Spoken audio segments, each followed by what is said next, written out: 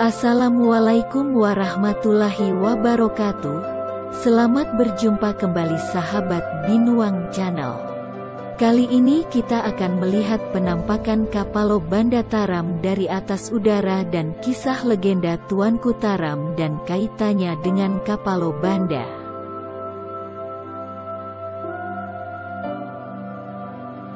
Sahabat Binuang Channel, saat ini kita berada di atas aliran Kapalo Banda dan terlihat nun di sana Gunung Sago dan Gunung Marapi di antara gunung yang ada di Sumatera Barat.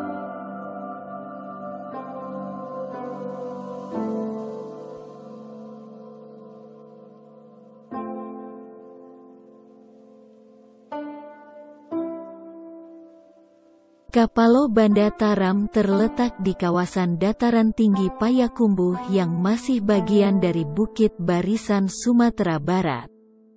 Kapalo Banda Taram dikelilingi perbukitan yang menghadirkan panorama danau yang dikelilingi bukit-bukit hijau yang elok. Wisata yang satu ini bisa kita temui jika kita berkunjung ke Kabupaten 50 Kota, Sumatera Barat. Jarak yang kita tempuh dari kota Payakumbuh sekitar 11 km.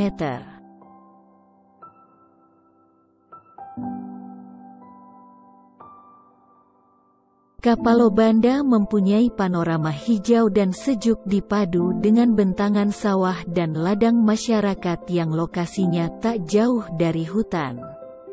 Oleh karena itulah, ketika berada di Kapalo Banda Taram ini, kita dapat merasakan suasana yang terasa begitu nyaman dan menyegarkan.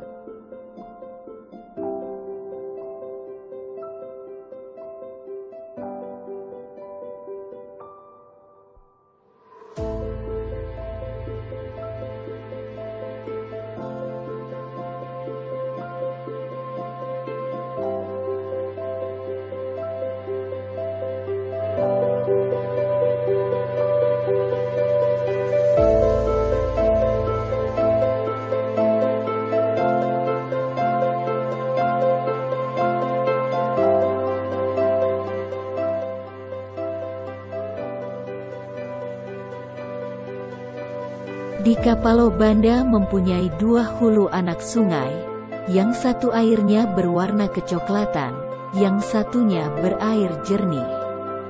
Sungai yang berwarna kecoklatan biasanya digunakan untuk bermain rakit batang bambu. Sedangkan sungai yang berair jernih digunakan untuk mandi.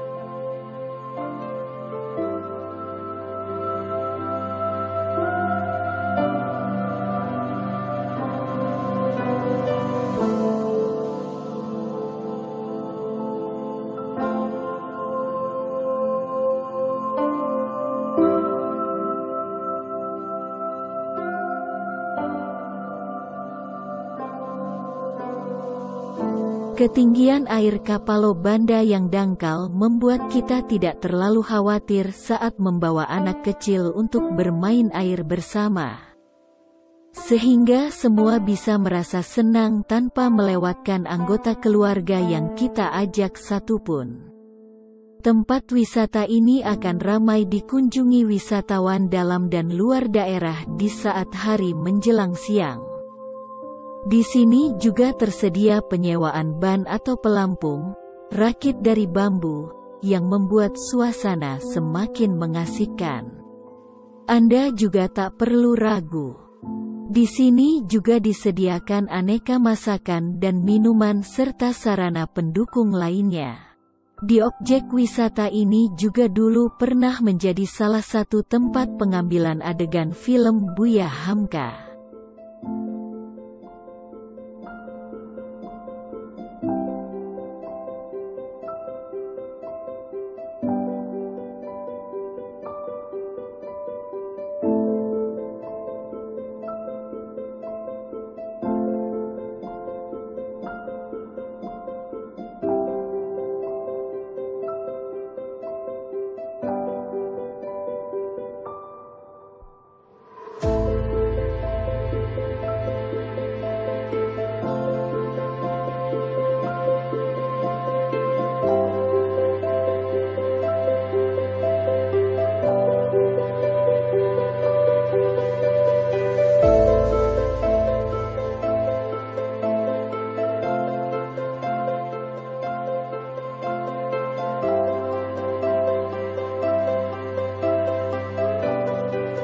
Sahabat Binuang Channel, jika ingin mengenal lebih jauh dengan objek wisata Kapalo Banda, kita disuguhkan pada legenda yang diceritakan turun-temurun, yaitu legenda Tuanku Taram, dan legenda ini berkaitan dengan terbentuknya Kapalo Banda yang ada sekarang ini.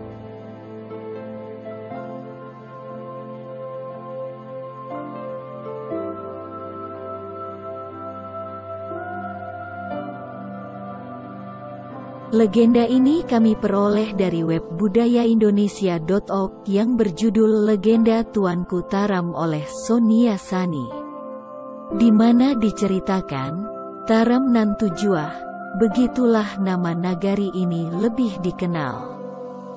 Penggunaan angka 7 pada nama nagari itu merupakan sebuah keharusan karena banyak hal yang serba 7 ada di Taram.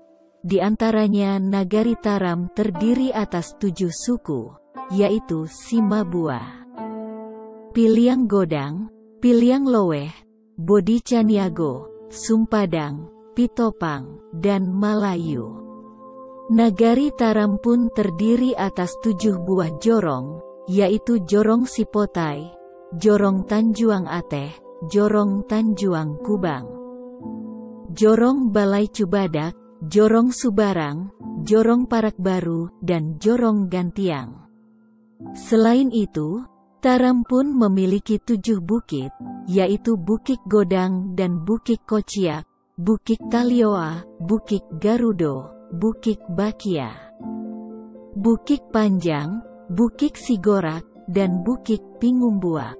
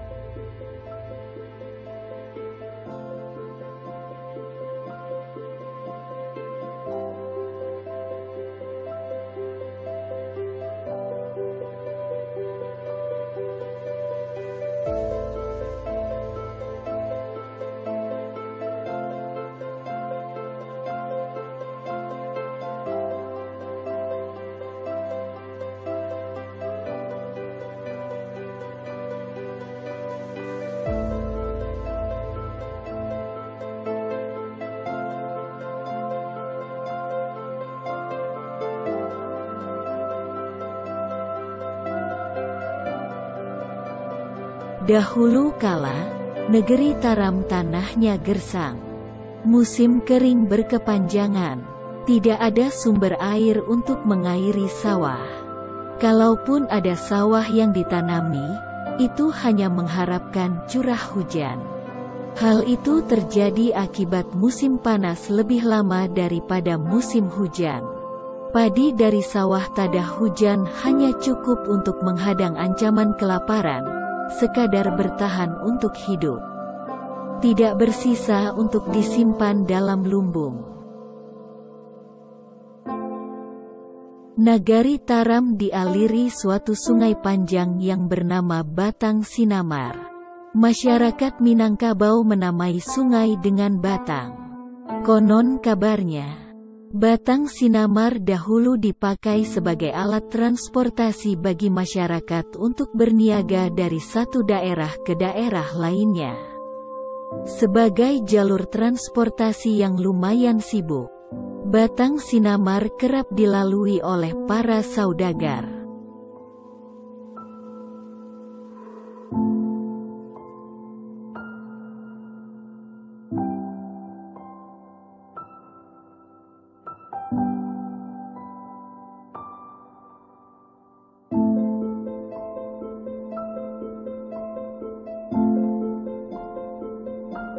Suatu masa, satu rombongan pedagang berhenti di tepian Batang Sinamar yang persis berada di daerah Taram. Rombongan itu adalah rombongan pedagang dari Persia yang melewati jalur sungai untuk menjual dagangannya kepada penduduk pedalaman Minangkabau. Rombongan pedagang Persia tersebut tidak dapat singgah lama di Taram karena kondisi alam yang kering itu. Dalam rombongan itu terdapat seorang ulama yang bernama Ibrahim Mufti. Ketika rombongannya meninggalkan Taram, sang ulama memutuskan untuk tinggal dan menetap di daerah itu. Semua anggota rombongan merasa heran atas keputusan ulama itu. Namun, mereka menghargai keputusan itu karena mereka maklum bahwa apapun yang diputuskan olehnya, itu pasti hal-hal yang bermanfaat.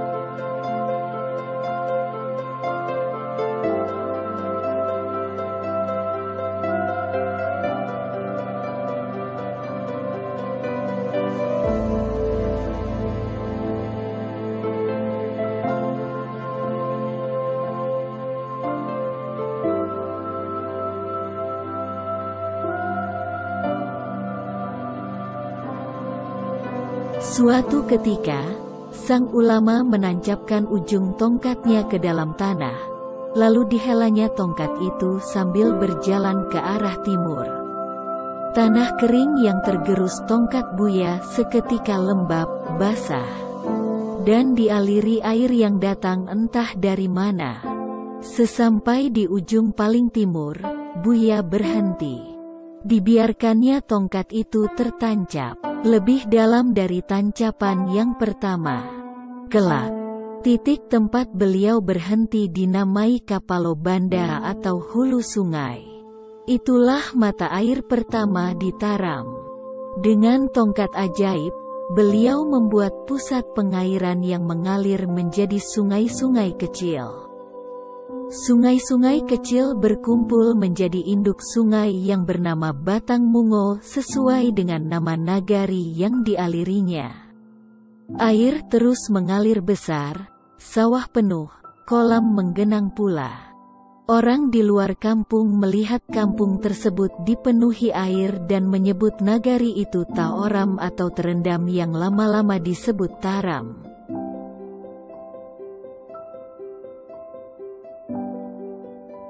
Sejak kedatangan Buya Ibrahim Mufti dan peristiwa kekeramatannya, perlahan-lahan alam mulai bersahabat. Keadaan berubah menjadi lebih baik. Sejak itu, orang-orang Taram tidak lagi tergantung pada sawah tadah hujan. Mereka telah beroleh sumber air. Sawah-sawah pun membuahkan hasil berlebih-lebih. Lumbung-lumbung padi penuh terisi.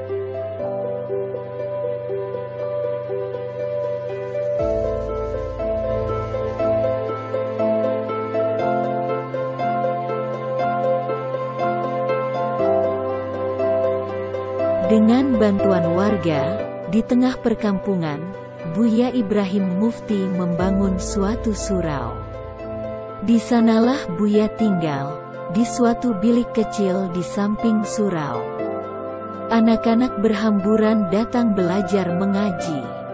Begitupun orang dewasa dan orang tua-tua berduyun-duyun untuk salat berjamaah, mendengarkan wirid, dan mengikuti pengajian. Buya memberi nama surau itu Surau Tuo, yaitu surau tertua atau pertama yang pernah ada di Taram.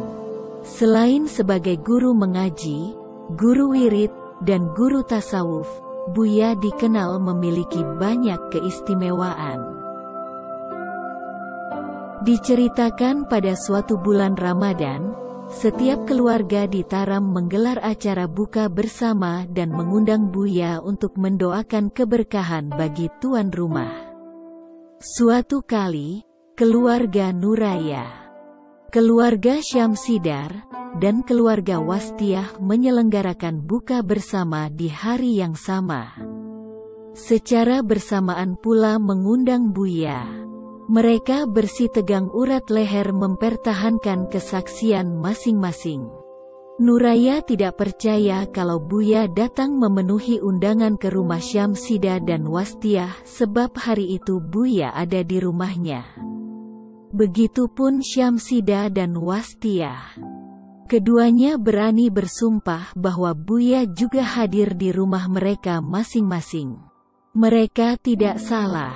Buya benar-benar memenuhi undangan ketiga keluarga itu. Selain itu, ada pula yang bersaksi bahwa hari itu Buya tidak kemana-mana.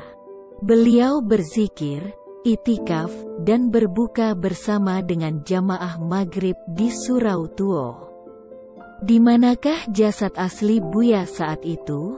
Berapa banyakkah bayang-bayang Buya? Ada yang menyebut bahwa Buya punya ilmu bayang-bayang 7. Jangankan undangan dari 3 keluarga, dari 7 keluarga pun Buya akan menyanggupinya. Itu belum seberapa. Ada yang pernah melihat Buya berjalan di atas air saat menyelamatkan orang hanyut di Sungai Batang Mungo. Oleh sebab itu, beliau sering disebut Buya Keramat atau Tuanku Keramat. Hari itu, Jumat 12 Syakban, Uwan Tobat bergegas datang ke Surau Tuo. Tukang cukur itu memenuhi janjinya untuk mencukur rambut Buya. Kecuali jenggot, Buya tidak suka wajahnya ditumbuhi bulu. Beliau benar-benar ulama yang taat pada sunnah Nabi. Bila rambut penuh uban itu mulai tumbuh, beliau akan memanggil Uwan Tobat, meminta tukang cukur itu menggundulinya hingga licin dan mengkilat. Tolong agak cepat, gunakan pisau cukur paling tajam. Sebentar lagi waktu Jumat akan masuk, kata Buya pada Uwan Tobat. Baru separuh rambut Buya tergunduli. Uwan Tobat tersentak kaget karena tiba-tiba Buya bangkit, berdiri dari duduknya, seolah-olah ada yang mengejutkan beliau. Tampak ganjil bentuk kepala Buya. Sebelah kiri gundul, sedangkan yang sebelah kanan masih ada rambut. Wah, saya harus buru-buru pergi, kata Buya tersentak. Tapi, rambut Buya belum selesai dicukur bukan? Jawab Uwan Tobat. Tidak apa-apa, saya tidak bisa menunggu lagi, jawab Buya semakin tergesa-gesa. Ada apa, Buya? Tanya Uwan Tobat penasaran. Kabah kebakaran. Saya harus segera membantu memadamkannya, jawab Buya tegas dan pasti.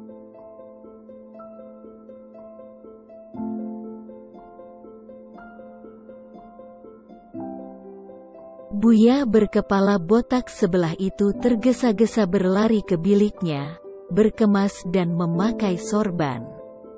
Masih tampak aneh, meskipun kepalanya sudah terlilit sorban.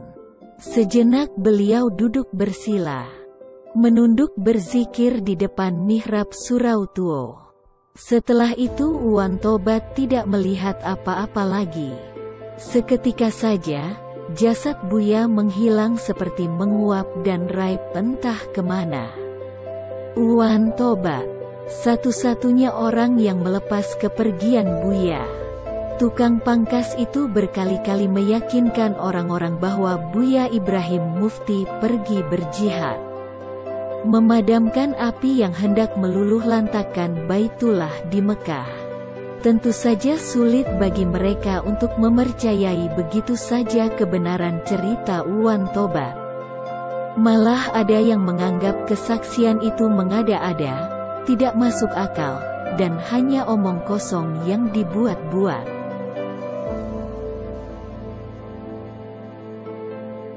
Berbulan-bulan lamanya, peristiwa menghilangnya Buya masih menjadi duri dalam daging bagi orang-orang Taram. Mereka sulit menerima kenyataan.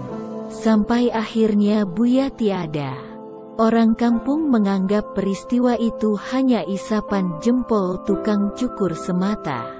Namun, akhirnya kesangsian orang kampung pada cerita Uwan Tobat terjawab setelah mendengar cerita dari Uwan Tongkin. Warga Taram itu baru pulang ke kampungnya setelah belasan tahun hidup dan tinggal di Tanah Suci. Uwan Tongkin semula mendalami ilmu-ilmu agama di Mekah. Setelah pendidikannya tamat, Ia tidak kembali pulang ke kampung. Ia memilih menjadi pedagang lukisan kaligrafi dan kopiah haji di wilayah sekitar Masjidil Haram.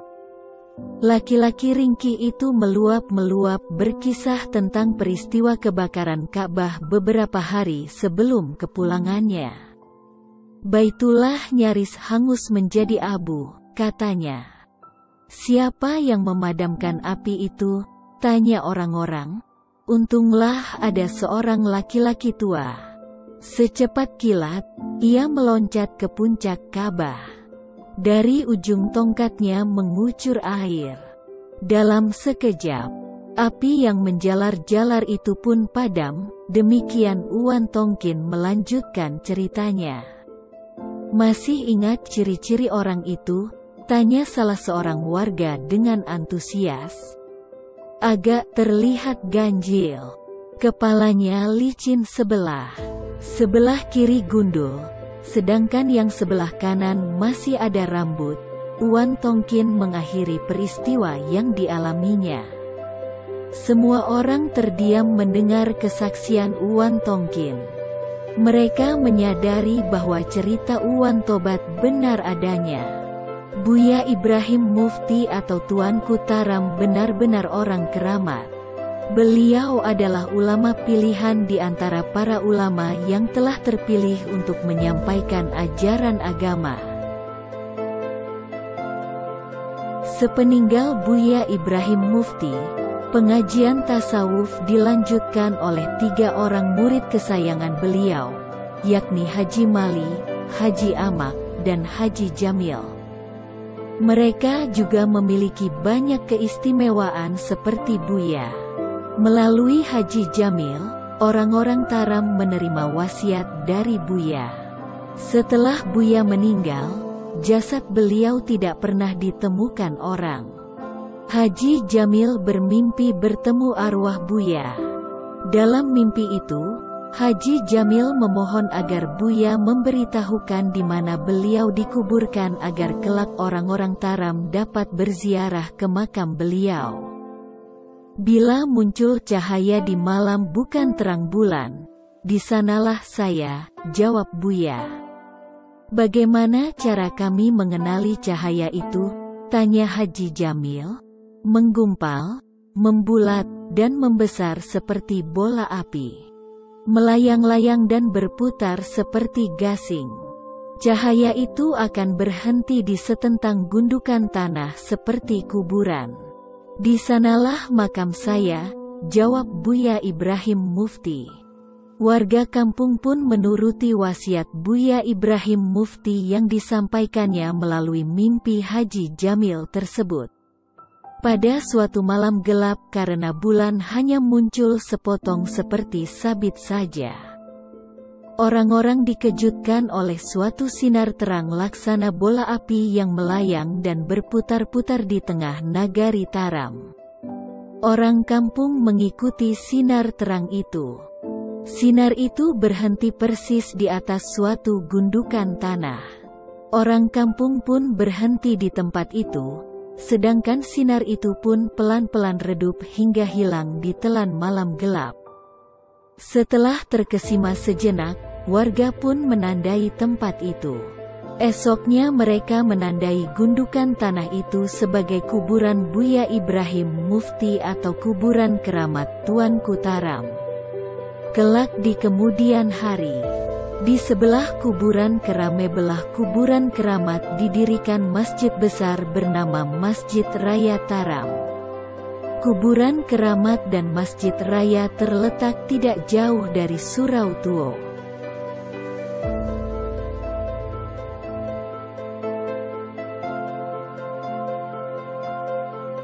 Surau Tuo, kuburan keramat, dan Kapalo Banda adalah tempat-tempat istimewa di Taram. Saat ini, tempat-tempat tersebut menjadi objek wisata religi dan budaya yang ramai dikunjungi. Surau Tuo sudah sering dipugar karena usianya yang semakin tua. Namun, arsitektur tradisional surau tertua tersebut masih dipertahankan. Kuburan keramat itu ditutupi dengan kelambu. Banyak orang yang datang untuk berdoa dan membayar nazar di tempat itu. Kapalo Banda diramaikan oleh wisatawan bila musim hujan tiba. Airnya yang jernih dan berjenjang dengan latar lekukan bukit barisan memesona mata pengunjung. Demikianlah sahabat Binuang Channel, penampakan Kapalo Banda dari atas udara dan legenda Tuanku Taram yang juga berkaitan dengan asal-muasal terbentuknya Kapalo Banda. Ikuti terus channel ini, kita akan melihat penampakan-penampakan dari atas udara lainnya. Terima kasih. Wassalamualaikum warahmatullahi wabarakatuh.